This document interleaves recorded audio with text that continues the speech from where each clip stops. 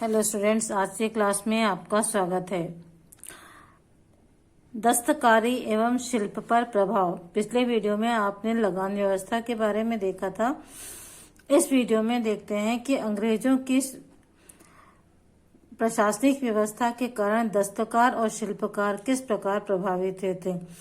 Company की प्रशासनिक व्यवस्था ऐसी थी कि भारतीय हस्तकला एवं शिल्पकला जो है धीरे धीरे नष्ट होने लगी, क्योंकि भारतीय दस्तकारों और शिल्पियों को अपनी वस्तुएं हैं उन्हें कम दाम में बेचने के लिए विवश किया गया और उन पर भारी टैक्स भी लगाया गया। क्यों? क्योंकि अंग्रेजों की ऐसी नीति थी जैसे कि वो भारत के विभिन्न शिल्प और हस्तकला को पूरी तरह समाप्त कर देना चाहती थी।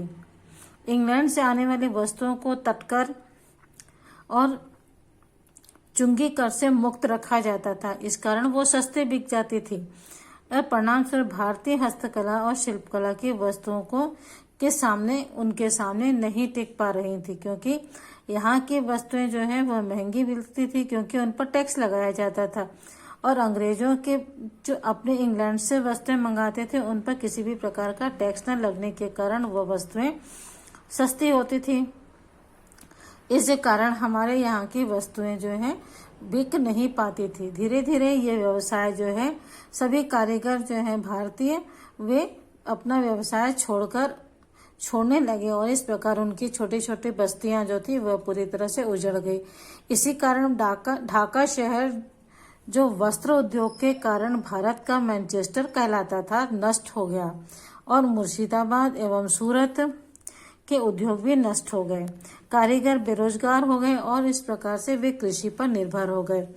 फलतः कंपनी के शासन के प्रति लोगों के मन में असंतोष और क्रोध की भावना पनपने लगी थी, क्योंकि कोई भी व्यक्ति का व्यवसाय अगर छूट जाता है तो वह पूरी तरह बेरोजगार हो जाता है और उसे अपने परिवार को चलाने के लिए दूसरे कार्यों पर निर्भर होना पड़ता है। इस प्रकार से कारीगर और दस्तकार जो अपना काम छोड़ करके कृषि कार्य पर निर्भर होने लगे।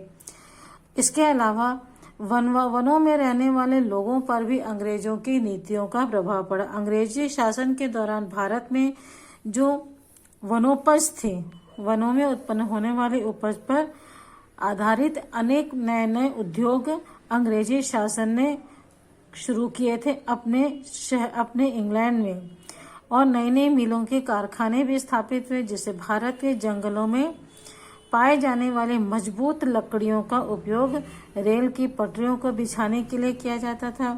साथ ही इंग्लैंड में जो नए नए उद्योग स्थापित हो रहे थे उनके लिए भी भारत से लकड़ियां भेजी जाती थी। इसके लिए वनों की कटाई में तेजी आ गई और जंगलों में जो लोग रहते थे उन्हें लकड़ियों को काटने पर और वनोपज एकत्रित करने के लिए मना कर दिया गया।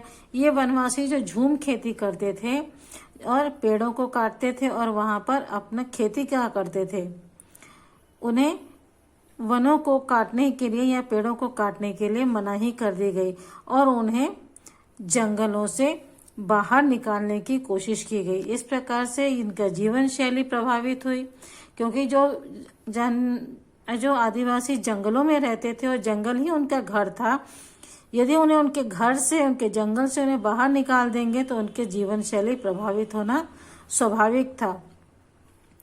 इसी कारण वे अंग्रेजों के शासन के विरोध में खड़े हो गए और अंग्रेजों की नीति का विरोध करने लगे। भारत के विभिन्न जनजातियों ने समय समय पर अंग्रेजी शासन की नीतियों के विरोध में आंदोलन भी किए, जिसमें सबसे प्रमुख था बिरसा मुंडा का आंदोलन। बिरसा मुंडा एक जनजाति व्यक्ति था जिसके नेतृत्व में मुंडा जनजाति के लोगों ने विरोध किया। ये बदलते समय और अंग्रेजों की नीति के कारण तथा दिक्कू अर्थात बाहर के लोग जो आकर के उनके जनजाति जीवन पर वनवासी जीवन पर आक्रमण करते थे या हस्तक्षेप करते थे, उससे परेशान थे। इन परेशानियों को दूर करना और वो इन परेशानियों को दूर करना चाहते थे, इसके लिए उन्होंने बिहार के छोटा नागपुर के पठार के जंगलों में रहने वाले एक जनजातीय व्यक्ति जिसका नाम बिरसा मुंडा था। उसका जन्म 1870 दशक में हुआ था। बिरसा बचपन से ही जंगलों में रहता था, भेड़ बकरियों को चराता था और स्थानीय लोगों के साथ बांसुरी बजाता और नाचते गाते हुए अपना जीवन व्यतीत करता था। उन्हें जंगलों से निकाला गया। जंगलों से निकालने के कारण लोगों में असंतोष था और बिरसा मुंडा के नेतृत्व में यहाँ पर लोगों ने अंग्रेजों के विरोध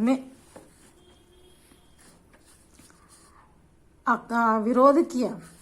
बिरसा मुंडा का आंदोलन था। बिरसा मुंडा का आंदोलन जनजातीय समाज को सुधारने का आंदोलन था। बिरसा मुंडा जो था मुंडाओं से आह्वान करता था कि वे शराब पीना छोड़ दें, अपने घरों की और आसपास की सफाई रखें। जो पुरातन लोग मानते थे, पुराने समय के लोग मानते थे डायन है, जादू टोना है, इन सब बातों में विश्वास नहीं करना, ये सारी बातें वो उन्हें समझाता था। लेकिन जनजातीय समाज जो है इन बातों को ध्यान नहीं देता था। यहाँ पर ध्यान देने वाली बात यह है कि मुंडा जो है मिशनरी और हिंदू जमींदारों से भी का भी विरोध करता था, क्योंकि वो उन्हें बाहरी मानता था और बाहरी लोग आकर के उनके जीवन शैली को नष्ट कर रहे हैं, ऐसा बिरसा मुंडा का मानना था। अंग्रेजों को बिरसा आंदोलन के राजनीतिक उद्देश्यों से बहुत अधिक परेशानी थी। यह आंदोलन जो है मुख्यतः मिशनरियों, महाजनों और हिंदू भूस्वामियों और सरकार को बाहर निकालकर बिरसा के नेतृत्व में मुंडा राज स्थापित करना चाहता था। बिरसा मुंडा जो था मुंडा के नेतृत्व में वहां पर अपना मुंडा शासन राज स्थापित करना चाहता था और यह आंदोलन इन्हीं ताकतों को मुंडा की समस्याओं व कष्टों का प्रमुख कारण मानता था। ये जो आंदोलन करते थे आदिवासी, महाजन, हिंदू भूस्वामी, मिशनरी, ये लोग आकर के इनके जो जीवन में प्रभावित करते थे या परेशान करते थे, उनसे छुटकारा पाने के लिए ये मुंडाओं की समस्याओं व कष्टों का प्रमुख कारण मानता था और अंग्रेजों की कूटनीतियों और उनकी परंपरागत भूमि व्यवस्था को नष्ट कर रहा था तथा हिंदू भूस्वामी और महाजन इनकी जमीन को छीनते थे और मिशनरी उनकी परंपराओं की और संस्कृति की आलोचना भी करते थे। जो हिंदू महाजन थे इनकी जमीन को छीनते थे और मिशनरी जो है इनकी संस्कृति की आलोचना करती थी, जो कि इनकी परंपरागत संस्कृति थी वनवासियों की, उसे पर आक्रमण करने के कारण ये मुंडा जनजाति जो है इन सब लोगों से नफरत करता था और इनसे अपनी संस्कृति और इन्हें अपने क्षेत्र से बाहर निकालना चाहता था।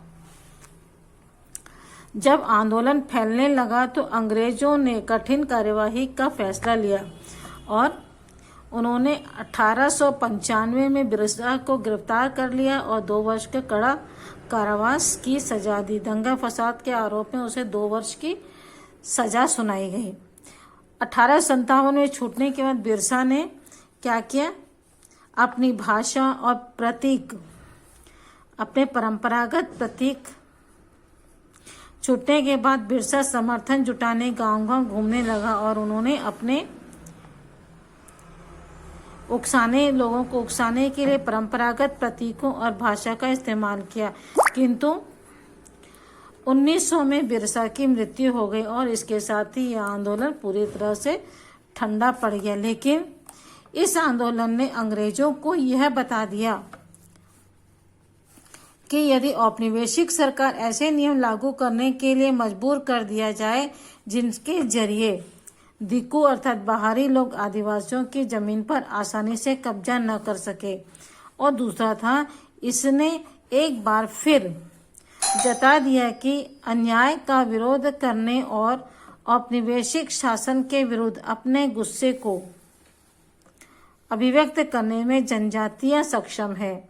उन्होंने अपने खास अंदाज में अपनी खास रस्मों और संघर्ष के प्रतीकों के जरिए इस काम को अंजाम दिया था। छत्तीसगढ़ के प्रमुख आदिवासी विद्रोह।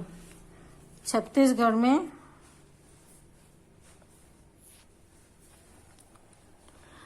इस समय जब पूरे भारत में जनजातीय आंदोलन आग की तरह फैला, तब हमारा छत्तीसगढ़ इससे अछूता नहीं रहा, क्योंकि छत्तीसगढ़ में भी आदिवासी लोगों जनजातियां पाई जाती हैं, रहती हैं यहाँ पर अभी भी। छत्तीसगढ़ राज्य में 18वीं शताब्दी के उत्तरार्ध से लेकर के 20वीं शताब्दी के पूर्वार्ध तक अनेक जनजातीय विद्रोह हुए। ज्यादातर जनजातीय विद्रोह बस्तर क्षेत्र में हुए। यहाँ से जनजाति अपनी अस्मिता की रक्षा के लिए विशेष सतर्क थे। अस्मिता की रक्षा अर्थात अपनी संस्कृति, अपनी जातियों को बचाए रखने के संघर्ष, उसके लिए उन्होंने बहुत सतर्क थे। और सभी विद्रोहों का, इन सभी आदिवासी विद्रोहों का एक सामान्य विशेषता यह थी कि पहला है, ये सभी विद्रोह जनजातियों को अपने निवास क्षेत्र, भूमि और वन के हासिल करने, परंपरागत अधिकारों को छीने जाने के विरोध में हुआ था। दूसरा, ये विद्रोह जनजातीय अस्मिता और संस्कृति की संरक्षण के लिए भी हुए थे। तीसरा, विद्रोहियों ने नई शासन व्यवस्था और ब्रिटिश राज द्वारा थोपे गए नियमों व कानूनों का विरोध भी किया था। जनजाति मुख्यतः बाह्य जगत एवं शासन के प्रवेश से अपने जीवन शैली, संस्कृति एवं निर्वाह व्यवस्था में उत्पन्न हो रहे खलल को दूर करना चाहते थे। उल्लेखनीय बात यह है कि मूलतः जनजातियों के द्वारा आरंभिक विद्रोहों में छत्तीसगढ़ के गैर आदिवासी भी भागीदार बने। इनके संघर्ष का एक सबसे महत्वपूर्ण कारण यही था कि उन्हें अपनी संस्कृति, अपनी अस्मिता, अपनी भूमि को बचाना चाहते थे और अंग्रेजों के द्वारा जो जबरदस्ती नियम थोपे जा रहे थे उसे का विरोध कर रहे थे। और इस संघर्ष में न सिर्फ जनजातीय लोगों ने बल्कि दूसरे लोगों ने भी इनका, गैर आदिवासी लोग जो थे उन्होंने भी इनका साथ दिया था। तो बच्चों, इस वीडियो में इतना ही। इसके आगे का हम अगले वीडियो में देखेंगे। ठीक है, ओके, बाय।